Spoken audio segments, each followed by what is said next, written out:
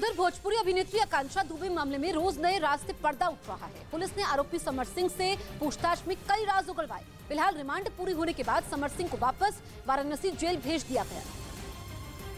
Police की पूछताछ में पता चला कि आकांक्षा दुबे ने 25 मार्च की रात समर सिंह को 2 बार कॉल किया था। समर सिंह के मुताबिक फोन पर आवाज साफ नहीं आ रही थी, जिसकी वजह से बात नहीं हो पाई। समर सिंह ने पुलिस को बताया कि वो थका हुआ था, इसलिए फोन को फ्लाइट मोड में डालकर सो गया। फिलहाल पुलिस ने समर सिंह का मोबाइल फोन और उसकी गाड़ी जब्त कर ली है। पूछताछ में समर सिंह ने बताया कि 25 मार्च को वो गोरखपुर में था और 26 मार्च को उसे वाराणसी से फ्लाइट के जरिए मुंबई जाना था। समर सिंह के मुताबिक उसके परिजनों ने उसे आकांक्षा की मौत की खबर दी थी, जिसके बाद उसे मुंबई जाने का प्लान कैंसिल कर दिया और कार से सीधा लखनऊ पहुंचा।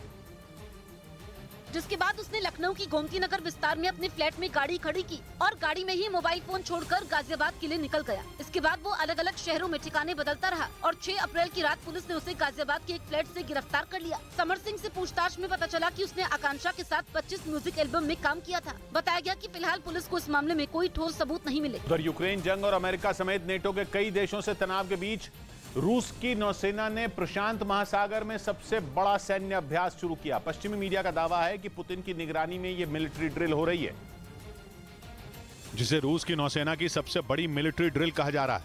इस सैन्य अभ्यास में रूसी सेना ने प्रशांत महासागर में तैनात अपने सभी बेड़ों को शामिल किया। इस दौरान समंदर में दुश्मन से भिड़ने की जोरदार तैयारी की गई। परमाणु हमला करने में सक्षम रूस के कई फाइटर जेट ने जंगी जहाजों पर हमला करने की प्रैक्टिस की। यही नहीं, नौसेना ने दुश्मन के युद्धपोतों को तबाह करने का भी अभ्यास किया। यानी यूक्रेन जंग के बीच रूस ने प्रशांत महासागर में शक्ति प्रदर्शन कर अपने दुश्मनों को चेतावनी दे दी, क्योंकि मौजूदा वक्त में रूस को यूक्रेन के साथ साथ कई दूसरे देशों से भी चुनौती मिल रही है। हाल ही में फिनलैंड के नेटो में शामिल होने से रूस के लिए खतरा बढ़ चुका है, क्योंकि अब नेटो की सेना रूस की सीमा पर तैनात होगी और उसके खतरनाक हथियार उसे डराने में कोई कसर नहीं छोड़ेंगे, जिसका मतलब कि रूस को अब कई मोर्चों पर जंग की तैयारी करनी होगी। इसी को देखते हुए पुतिन ने इतनी बड़ी मिलिट्री ड्रिल शुरू कर दी, जिसे देखकर उनके दुश्मनों की नींद उड़नी तय मानी जा रही है। इसकी वजह यह है कि रूस की नौसेना के 167 युद्धपोत और 12 पनडुब्बियां इस सैन्य अभ्यास में शामिल हुई। यही नहीं, रूस के 89 लड़ाकू विमानों ने भी अपना दम दिखाया।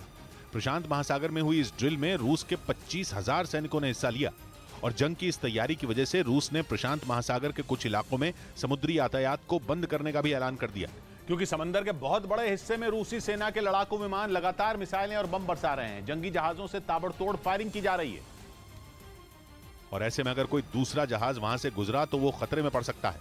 इसी वजह से रूस ने अगले कुछ दिनों तक वहां समुद्री यातायात पर रोक लगा दी। पश्चिमी मीडिया के मुताबिक पुतिन लगातार इस सैन्य अभ्यास की निगरानी कर रहे हैं। उन्होंने अपनी नौसेना की जमकर तारीफ भी की। साथ ही इस तरह की मिलिट्री ड्रिल कई दूसरे इलाकों में भी करने के निर्देश दिए, ताकि उनके दुश्मनों को उनकी ताकत का पता चल सके। मुंबई में अमेरिका की कंपनी एप्पल ने भारत में अपना पहला स्टोर खोल दिया। एप्पल के सीईओ टिम कुक ने उस स्टोर का उद्घाटन किया और इस मौके पर वहां लोगों की भारी भीड़ नजर आई। बताया गया कि एप्पल स्टोर से खरीदारी करने के लिए कुछ लोग तो वहां देर रात से ही लाइन लगाकर खड़े हो गए थे, क्योंकि इस स्टोर के जरिए एप्पल अपने कई ऐसे प्रोडक्ट उपलब्ध करा रहा है जिन्हें ऑनलाइन मंगाने पर कई दिनों का इंतजार करना पड़ता है।